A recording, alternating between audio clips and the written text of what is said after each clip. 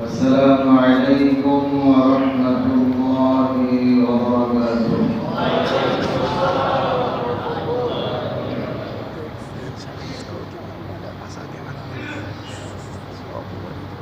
الحمد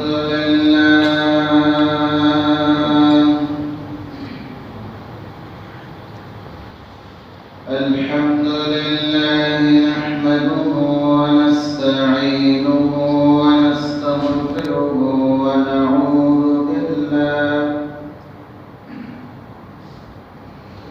ونعوذ بالله من شرور أنفسنا. من يهد الله فلا مضل له ومن يضلله فلا هادي له. ونشهد أن لا إله إلا الله وحده لا شريك له. ونشهد أن محمدًا عبده ورسوله الذي أرسله بالحق بشيرا ونذيرا وداعيا إلى الله بإذنه وسراجا منيرا. فقد قال الله تعالى في كلامه المجيد وفرقانه الحميد: أعوذ بالله من الشيطان الرجيم. بسم الله الرحمن الرحيم.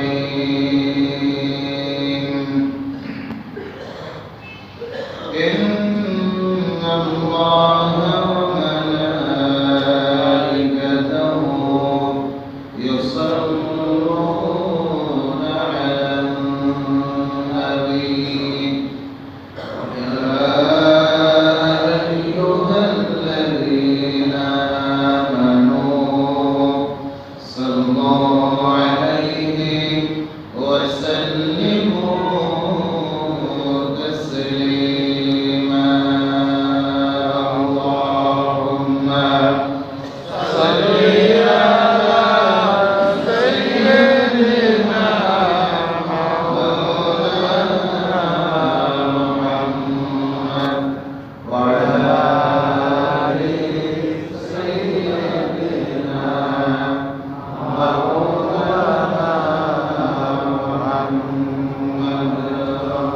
اللهم صل على سيدنا مولانا محمد وعلى آل سيدنا مولانا محمد. بلغ العلا لكماله كشف الدجى لجماله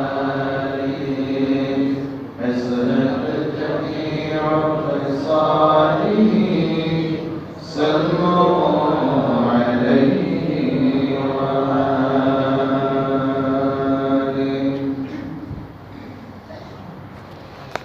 الحمد لله الله رب العزة والجلال দরবারে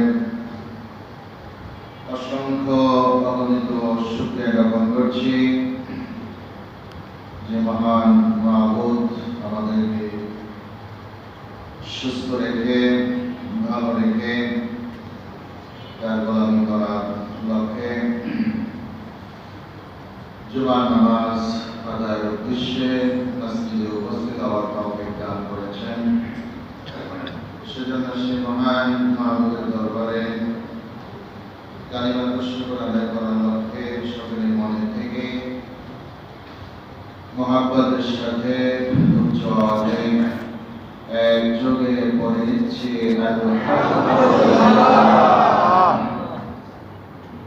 আল্লাহ পাক রব্বুল আলামিন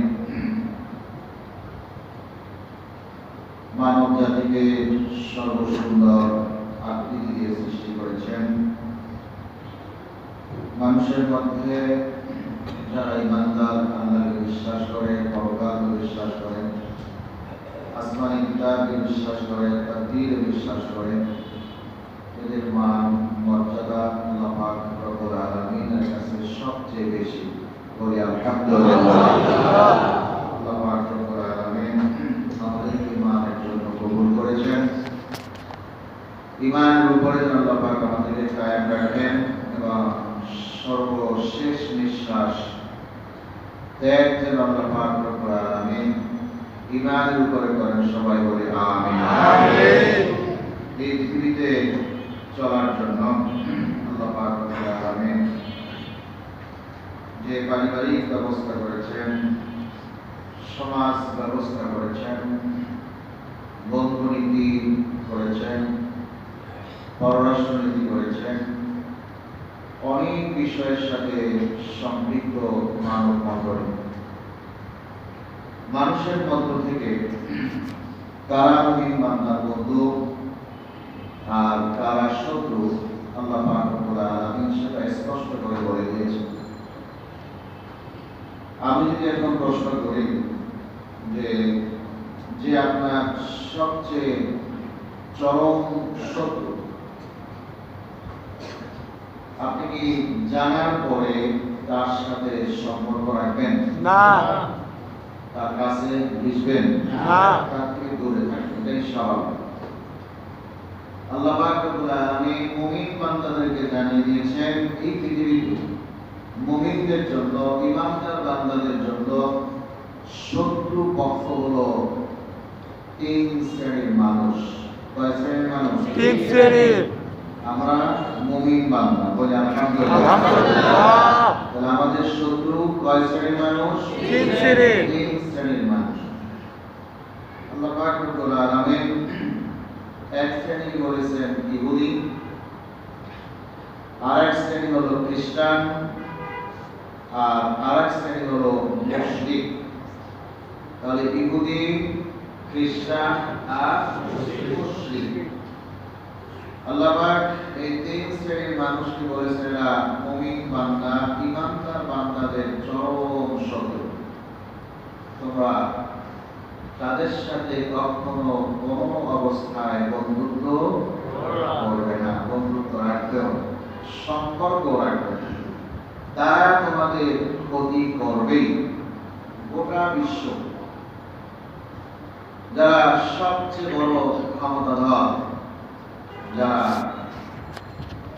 পারমাণবিক শক্তিতে নিজেদেরকে গর্ব করে পৃথিবীতে চলার চেষ্টা করে, এরাই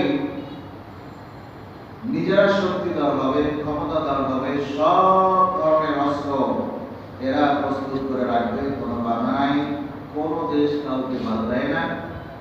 যখনই কোনো মুমিন দেশ, ইসলামী দেশ, ইসলামী রাষ্ট্র সেই শক্তিতে বা সেই শক্তি অর্জন করতে চায়, তখন সেখানে বাধা দেয় কিনা?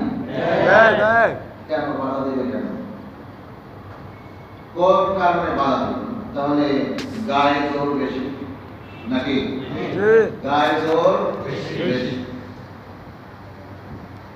এই ইসরায়েল থেকে ইহুদিরা 1948 সালের 14ই মে এই দেশ তারা নিজেদেরকে স্বীকৃতি দেয়। তারা এখানে আসছিল থাকার জন্য মুসাফির হিসাবে। এরপর নিজেদেরকে তারা অনেক কারুকার্য করে নিজেদের একটি স্বাধীন রাষ্ট্র হিসেবে ঘোষণা দিল। আজ প্রায় ৭৭ বছর হয়ে গেল। এই ৭৭টা বছর ফিলিস্তিনের ভাইদেরকে ঠিক মতো একটা রাতও ঘুমাতে দেয় না। দিয়েছেন? একটা রাত ঘুমাতে দেয় না। যদিও ঘুমাতো, তাদের মনের ভিতরে একটা চিন্তা ছিল, না জানি কখন শত্রুপক্ষ আমাদের উপরে ঘুমের মধ্যেই আক্রমণ করে। এরকম করছে না? রমজান মাস, আপনার ইতিহাস খুঁজে দেখবেন, প্রত্যেকটা রমজান মাসে তারা এই ইহুদিরা ফিলিস্তিনবাসীদের উপরে অত্যাচার করেছে, মসজিদ থেকে নামিয়ে দিয়েছে, এবার বন্দী করতে দেয় নাই। তো এইরকম জুলুম নির্যাতন এতটা বছর, ৭৭টা বছর পর্যন্ত তারা করেছে। শুধু ইহুদিদের ইতিহাস, হযরত সুলাইমান আলাইহিস সালামের যুগে যে ইহুদি ছিল, শুধুমাত্র তারাই ৮০ বছরের বেশি রাজত্ব করেছিল। এছাড়া আর কোন ইহুদিরা ৮০ বছরের বেশি রাজত্ব করতে পারে নাই। এবং তাদের যে ধর্মের গ্রন্থ তালমুদ, সে তালমুদ ধর্মগ্রন্থের মধ্যে কথাটা উল্লেখ আছে, ইহুদিদের রাষ্ট্রীয় ক্ষমতা ৮০ বছর। কয় বছর হয়ে গেছে? ৮০ বছর। ৭৭ বছর হয়ে গেছে। আর সর্বোচ্চ আছে কয় বছর? ৩ বছর। এরপর দেখবেন অধঃপতন তো আগেই শুরু হয়ে গেছে, বলে আলহামদুলিল্লাহ। আলহামদুলিল্লাহ।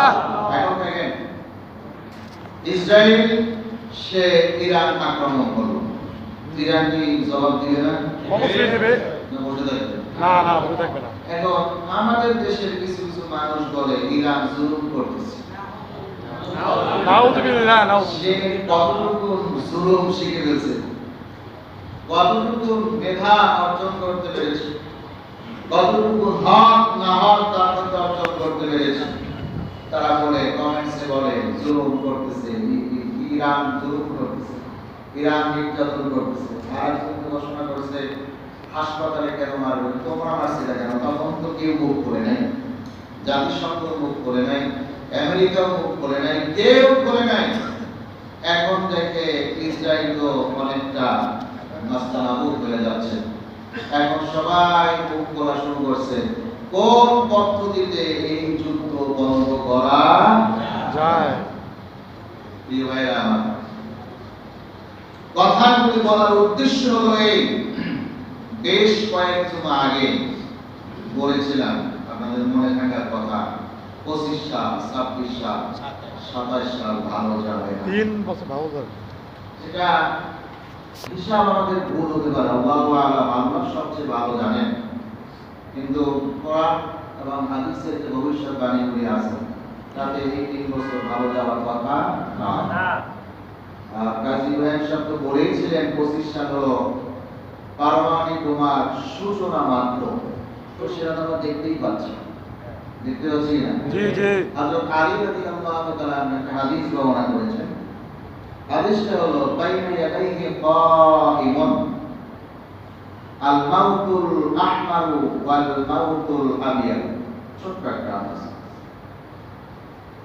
যে তাদের মধ্যে মানে হলো এই যে এই পারমাণবিক অস্ত্রে যারা সবচেয়ে পাওয়ারফুল এরা, আর যারা দুর্বল এরা, এদের মধ্যে কি হবে? একটা হলো লাল মৃত্যু, আর একটা বলা হয়েছে সাদা মৃত্যু। মানে এটা কেমন কথা? লাল মৃত্যু একটা, সাদা মৃত্যু। আপনারা দেখছেন লাল মৃত্যু, কিন্তু হাদিস শরীফে বলা আছে। হযরত আলী রাদিয়াল্লাহু তাআলা বর্ণনা করেছেন। তো লাল মৃত্যু কোনটা, সাদা মৃত্যু কোনটা? আমরা তো জানি মৃত্যু মানে মৃত্যু। এটা তো লাল সাদা বলতে কোনো কিছু নাই। লাল মৃত্যু হলো অস্ত্রের আঘাত খেয়ে যারা মারা যাবে, অর্থাৎ রক্তে রঞ্জিত হয়ে যারা মারা যাবে, এদেরকে বলা হয়েছে লাল মৃত্যু। কি মৃত্যু? লাল মৃত্যু। একদম পুরা রাস্তাঘাট সব লালে লাল হয়ে যাবে। আর পারমাণবিক অস্ত্র যখন ছাড়বে, তখন কি মনে করে স্বাভাবিক কোনো পরিবেশ থাকবে? না না, থাকবে না। এবং এর ব্যবহার অলরেডি শুরুর দিকে আমরা লক্ষ্য করছি, দেখতে পাচ্ছি। এরপর বলা হয়েছে সাদা মৃত্যু। সাদা মৃত্যু হলো এই পারমাণবিক বোমা ছাড়ার পরে তার যে একটা রেডিয়েশন, ক্ষতিকারক দিক থাকে, আছে না? জাপান তো এটা কিছুই না, বর্তমানের তুলনায় জাপান যেগুলি মেরেছিল ওইটা কিছুই না। তারপরেও তো সেখানে এখন পর্যন্ত মানুষ সুস্থ জীবন যাপন করতে পারে নাই। আর এখনকার যেগুলি আছে সেগুলি তো বুঝতেই পারতেছেন কত গবেষণা করে বানানো হয়েছে। ওই রেডিয়েশন থেকে খারাপ দিকগুলি থেকে যে মৃত্যুগুলি হবে সেটাকে বলা হয়েছে সাদা মৃত্যু। তার মানে গোটা পৃথিবীর মানুষ এখন এই লাল মৃত্যু আর সাদা মৃত্যুর অপেক্ষায় রয়েছে এবং পৃথিবীটা সেদিকেই যাচ্ছে মনে হচ্ছে। ইসরায়েল ফিলিস্তিনকে মানলো, একদম মাটির সাথে মিশিয়ে দিয়েছে। কোন মুসলিম দেশ কিন্তু প্রতিবাদ করেছে। সারা পৃথিবীর মুসলমানের চোখের পানি আল্লাহর কাছে ছেড়ে ছেড়ে দোয়া করেছে, করেন নাই? আপনারাও তো করছেন, করেন নাই? কোটি কোটি মানুষের চোখের পানি পৃথিবীর কেউ দেখেন নাই, কিন্তু একজনের কাছে তো ঠিকই পড়ছে, পড়ছে কিনা? আল্লাহ পাক রব্বুল আলামিন তার জবাব এখন দিচ্ছেন না। আল্লাহ কাউকে ধরেন না, সহজে সুযোগ দেন, কিন্তু যারা একবার ধরেন তারা ছাড়ে না। ইন্না বাতশা রাব্বিকা লাশাদীদ, তোমার রবের পাকড়াও মারাত্মক কঠিন। এখান থেকে বাঁচার কোনো সুযোগ নাই, যাকে ধরবেন বাঁচার কোনো সুযোগ নেই। আমরা দেখেছি ফিলিস্তিনে বোমা মেরেছে, বোমার সাথে মানুষ উপরে উঠে গেছে। এই একই দৃশ্য ইসরায়েলে আমরা লক্ষ্য করেছি, বোমা মেরেছে, সে বোমার সাথে ইসরায়েলি মানুষ উপরের দিকে উঠে আবার নিচের দিকে পড়ে গিয়েছে। বলি আল্লাহু আকবার। আল্লাহ পাক রব্বুল আলামিন ইহুদি, খ্রিস্টান, মুশরিক আবার দেখবেন এই তিন জাতি অলরেডি তো এক হয়ে গেছে, কিন্তু এক হওয়ার পরেও এখনো তারা কোনো মিশনে নামে নাই। খুব শীঘ্রই আমার কাছে মনে হচ্ছে যে এই ইসরায়েল, আমেরিকা, আমাদের পার্শ্ববর্তী দেশ, এটাই তো একমাত্র মুসলিম দেশ, এই তিনটা দেশের মাথা একসাথে মিলে গোটা পৃথিবীর থেকে মুসলিম সত্তা এবং ইসলামকে শেষ করে দেওয়ার জন্য তারা মরিয়া হয়ে উঠবে। দেখবেন সে জিনিস খুব তাড়াতাড়ি আমরা দেখতে পাবো। হয়তো সেদিন কে বাঁচবে কে থাকবে এটার কোনো বাস বিচার নাই। ওরা যাচ্ছে গোটা পৃথিবীর ভিতরে আধিপত্য সৃষ্টি করবে, ওরাই দেশ চালাবে। শুধু দেশ না, গোটা পৃথিবী ওরা চালাবে, কিন্তু আসলে তো কেউ চালাতে পারবে না। কেউ চালাতে পারবে না। আল্লাহ পাক বলেছেন যে ইহুদিরা, খ্রিস্টানরা আর মুশরিকরা হলো মুমিন বান্দার সবচেয়ে বড় শত্রু। সবচেয়ে বড় কি শত্রু? আল্লাহ পাক বলেছেন। আল্লাহ রাব্বুল আলামিন বলেন লাতাজিদান্না আশাদ্দান নাসি আদাওয়াতান লিল্লাযীনা আমানুল ইয়াহুদা ওয়াল্লাযীনা আশরাকু। এই পৃথিবীর বুকে মানুষের মধ্য থেকে মুমিন বান্দাদের সবচেয়ে বড় শত্রু হলো ইহুদি আর মুশরিক জাতি। জোরে বলুন নাউযুবিল্লাহ। ওদের সাথে যতই আমরা মুসলমানরা হাত মিলাই, ওরা কিন্তু অন্তর দিয়ে কোনোদিন হাত মিলায় না। মিলায় না। যদি কেউ পারেন এই লাইনটা একটু অফ করে দেন। বন্ধ করেন। জিকির করি লা ইলাহা ইল্লাল্লাহ, লা ইলাহা ইল্লাল্লাহ, লা ইলাহা ইল্লাল্লাহ, লা ইলাহা ইল্লাল্লাহ, লা ইলাহা ইল্লাল্লাহ, লা ইলাহা ইল্লাল্লাহ, লা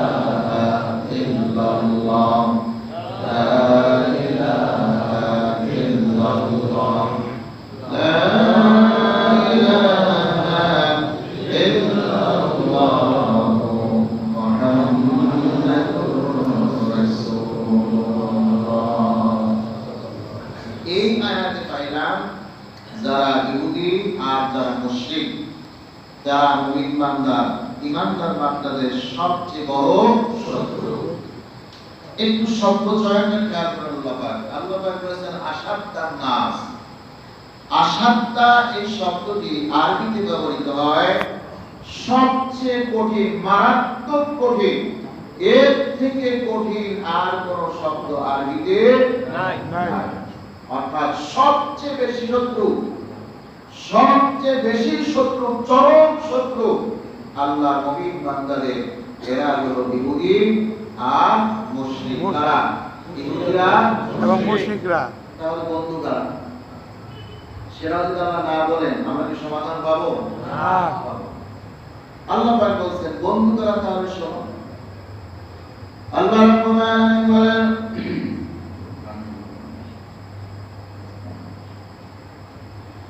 وَلَتَجِدَنَّ أَقْرَبَهُم مَّوَدَّةً لِّلَّذِينَ آمَنُوا الَّذِينَ قَالُوا إِنَّا نَصَارَى। আল্লাহ বলেন মুমিন বান্দাদের সবচেয়ে বড় বন্ধু হলো তারা যারা নিজেদেরকে বলে আমরা তোমাদের সাহায্যকারী। জয় বলুন আলহামদুলিল্লাহ। তারা কি সাহায্যকারী? কাদের সাহায্যকারী? যারা মুমিন বান্দাকে সহযোগিতা করবে, ইসলামকে সহযোগিতা করবে, ইসলাম হুকুমাতকে সহযোগিতা করবে, যারা মুমিন বান্দাকে সহযোগিতা করবে সার্বিকভাবে সকল দিক থেকে যারা সহযোগিতা করবে, আল্লাহ পাক বলেছেন এরাই হলো আল্লাহ ঈমানদার বান্দাদের সবচেয়ে বড় বন্ধু। জোরে বলে আলহামদুলিল্লাহ। আবার স্পষ্ট করে বলে দিয়েছেন যালিকা বিআন্না মিনহুম কিসসিনা ওয়া রুহবানা ওয়া হুম লা ইস্তাকবিরুন। এরা কারা? এই সাহায্যকারীদের মধ্যে এই শ্রেণীর মানুষের কথা আল্লাহ পাক বলেছেন। এক শ্রেণীর মানুষ হলো যারা আলেম। যারা কি আলেম? এখন আলেম কারা? আল আলিমু হুয়াল্লাযী ইয়ালামু ওয়া ইয়ামালু। আলেম ওই ব্যক্তি যে জানে এবং মানে, যে জানে কিন্তু মানে না, সে আলেম হতে পারে না। পারে না। সব জানলো, নামাজ আদায় করে। আছে না এরকম? আছে। আলেম আমদানি আছে? আছে। ইসলামের কোনো সহযোগিতা করে না, কোরআনের কোনো সহযোগিতা করে না, মুসলমানদের কোনো সহযোগিতা করে না, এবং আল্লাহর কোনো হুকুম আহকাম পালনে আগ্রহী হয় না। আল্লাহ পাক রব্বুল আলামিন সে তাকে কোরআন শিখিয়েছেন, কিন্তু কোরআনের যে হক, কোরআনের যে সত্যতা, সেই সত্যতা না নিজে অর্জন করেছে অথবা মানুষকে সেগুলি অর্জন করতে শিক্ষা দিয়েছে, এই বিষয়টা তার মধ্যে কি নাই, কিন্তু নিজেকে সে আলেম বলে দাবি করে। আল্লাহ পাক রব্বুল আলামিন দাবি করেছেন এই শ্রেণীর আলেম দিয়ে আল্লাহ পাক রব্বুল আলামিন জাহান্নামকে উৎপাদন করবেন। জোরে বলি নাউযুবিল্লাহ। তাহলে ওই তিন শ্রেণীর মানুষের মধ্যে এক শ্রেণীর কি আলেম, এক শ্রেণীর কি আলেম। দুই নম্বর হলো রুহবান, ইবাদতকারী, যারা আল্লাহর দাসত্বে সব সময় নিজেকে নিয়োজিত রাখতে পেরেছে।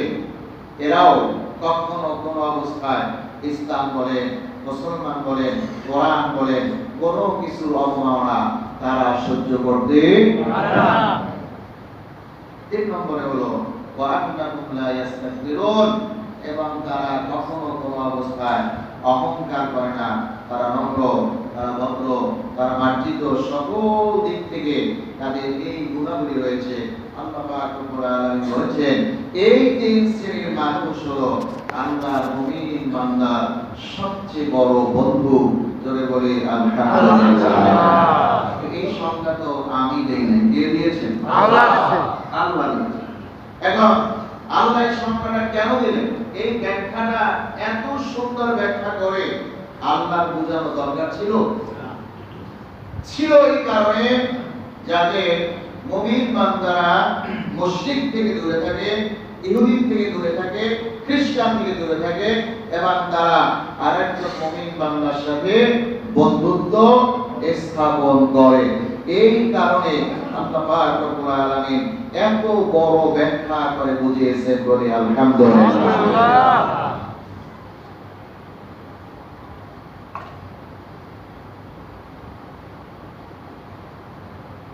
এইবার শোনো যে ইহুদি আর খ্রিস্টান যারা আছে তাদের এত লাফালাফি কেন?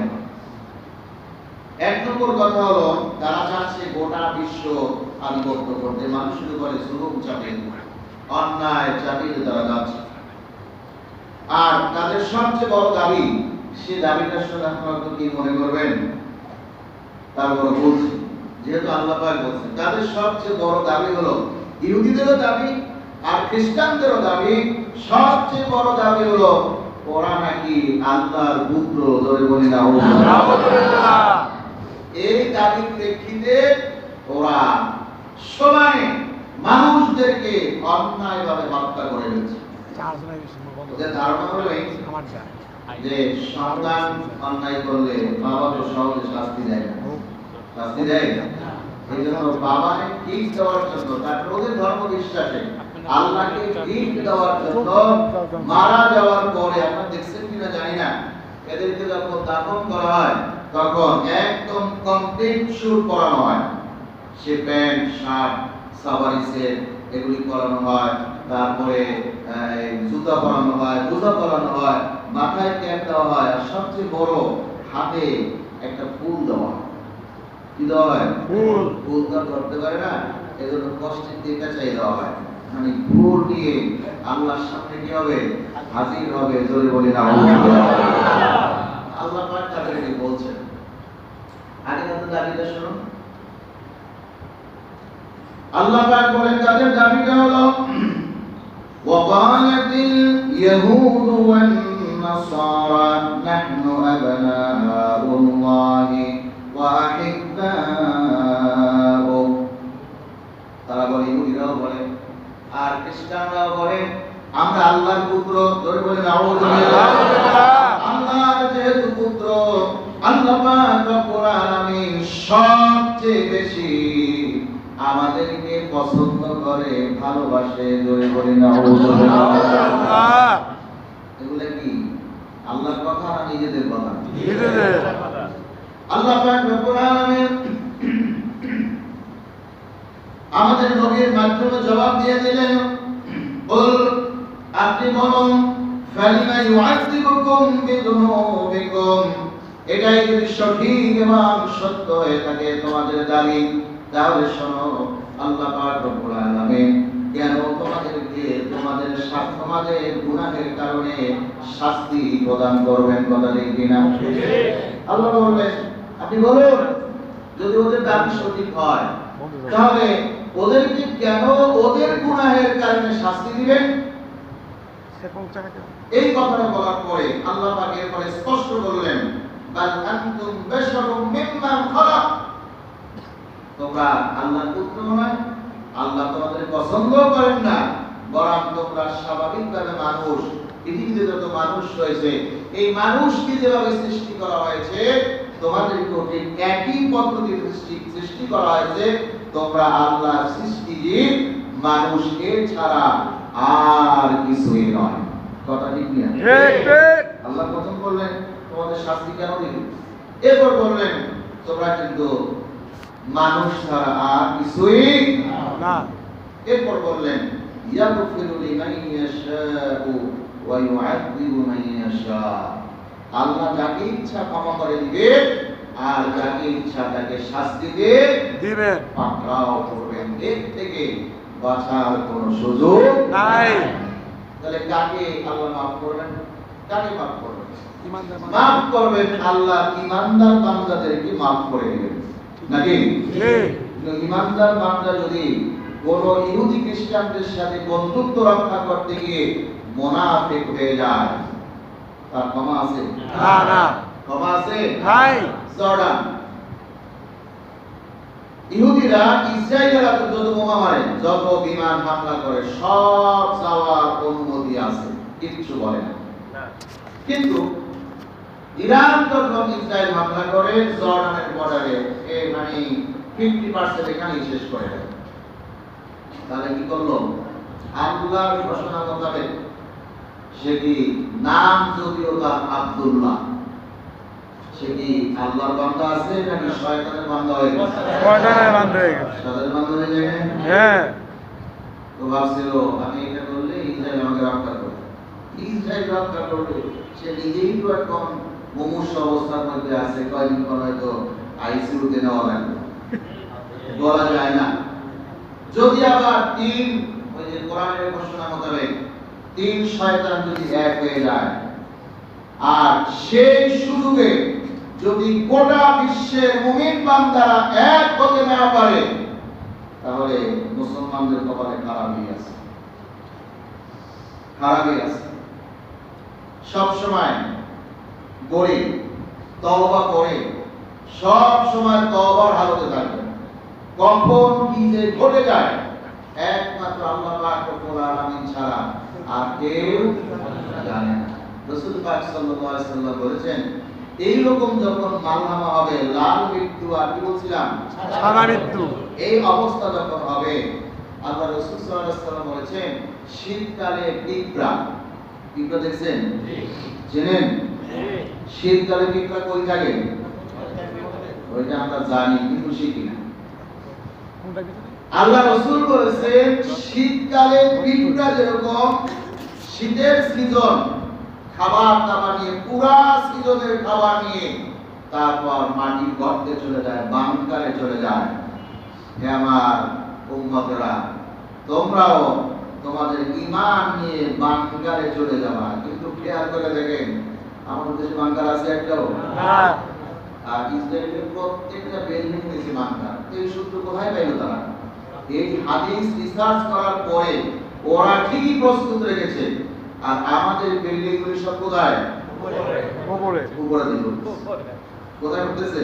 উপরের দিকে। এক একটা বিল্ডিং এক একটা কবরস্থানে পরিণত হবে, এক একটা বিল্ডিং এক একটা কবরস্থানে পরিণত হবে। কেউ উদ্ধার করতে আসবে না। কি আর সবার একই অবস্থা।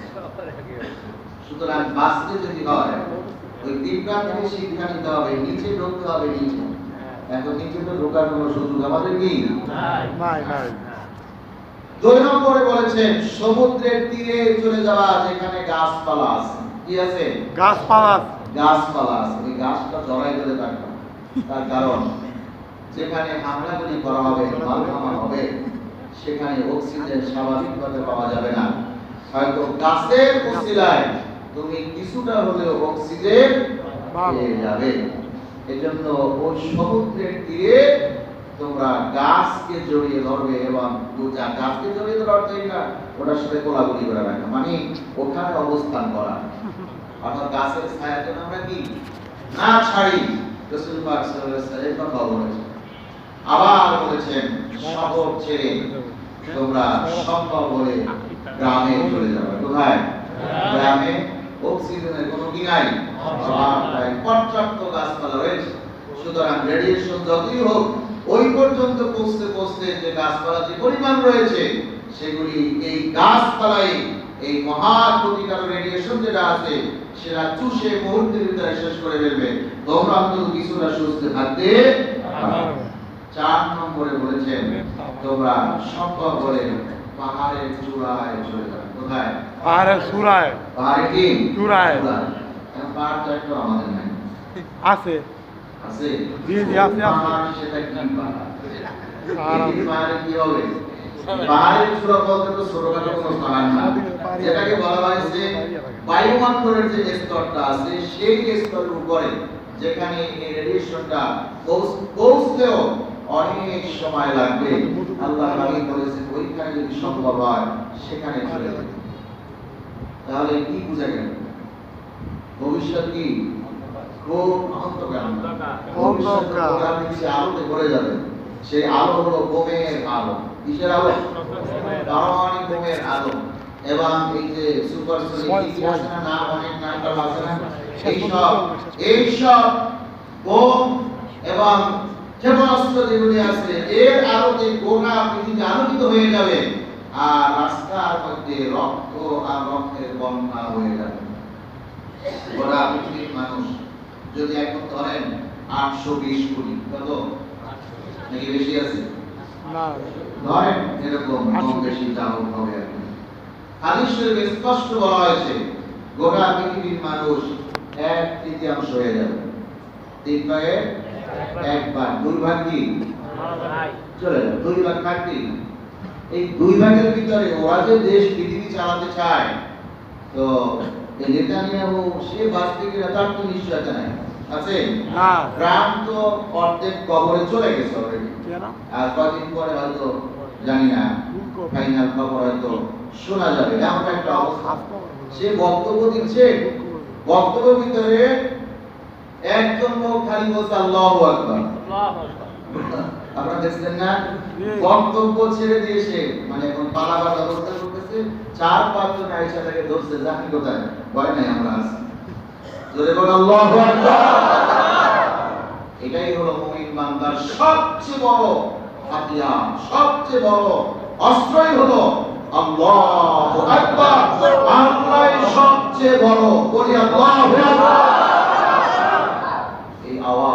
এই আওয়াজে ইহুদি খ্রিস্টানদের কলিজা কেঁপে যায়, কলিজা কেঁপে যায়, আন্দোলন সৃষ্টি হয়ে যায়, কম্পন সৃষ্টি হয়ে যায়।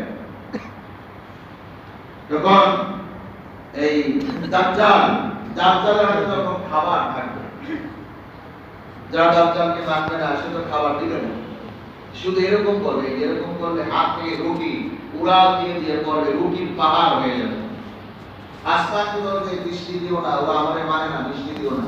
এইসব লোকজন মানতেছে বৃষ্টি দাও, এখানে বৃষ্টি করবে ওখানে বৃষ্টি হবে না। সাহাবায়ে কেরাম বললেন ইয়া রাসূলুল্লাহ, তাহলে তো ওই সময় মানুষগুলি সব টাকায় মারা যাবে। বললেন না, না খায় মারা যাবে, এটা কোনো কথা হলো? উত্তম রিজিকের মালিক কে? আল্লাহ। সাহাবায়ে কেরাম বললেন সেই রিজিক কিভাবে আসবে, কোথা থেকে আসবে? বললেন দেখো, এখনকার রিজিক তো মানুষ অর্জন করতে হলে অনেক কষ্ট করতে হয়, পরিশ্রম করতে হয়, তারপরে অনেক পদ্ধতি অবলম্বন করার পরে মানুষ হাত দিয়ে খাবারগুলো মুখের মধ্যে খেতে পারে। তখন কোনো পদ্ধতির প্রয়োজন হবে না, শুধুমাত্র ক্ষুধা লাগলেই মুখের থেকে আওয়াজ দিবে সুবহানাল্লাহ, আলহামদুলিল্লাহ, আল্লাহু আকবার, লা ইলাহা ইল্লাল্লাহ, লা হাওলা ওয়ালা কুওয়াতা ইল্লা বিল্লাহ, সুবহানাল্লাহি ওয়া বিহামদিহি, সুবহানাল্লাহিল আযীম। এই সব তাসবিহ বললে আল্লাহ মুমিন বান্দাদের পেটের ক্ষুধা নিবারণ করে দিবেন ওই মহান আল্লাহ সুবহানাহু ওয়া তাআলা। জোরে বলুন সুবহানাল্লাহ। খাবারের কোনো অভাব নাই। আল্লাহ পাক রব্বুল আলামিন শুধু এইটুকু যথেষ্ট নয়, আরো অনেক কথা আছে, ইনশাআল্লাহ বলার চেষ্টা করব। আমাদের সাবধান থাকতে হবে, সতর্ক থাকতে হবে, এবং প্রতি মুহূর্তে একটাই প্রস্তুতি, কখন কি হয় বলা যায় না। সুতরাং আমার জীবনটা যেন ঈমানের জীবন হয়, আমার জিন্দেগি যেন ঈমানের জিন্দেগি হয়, আমার শেষ নিঃশ্বাসটা যেন ঈমানের সাথে হয়। এই দোয়া ছাড়া আমাদের বাঁচার আর কোনো উপায় নাই। আল্লাহ পাক আমাদেরকে তৌফিক দান করুন, আমিন। ওয়া মা তৌফিক ইল্লা বিল্লাহ। আসসালামু আলাইকুম ওয়া রাহমাতুল্লাহি ওয়া বারাকাতুহু।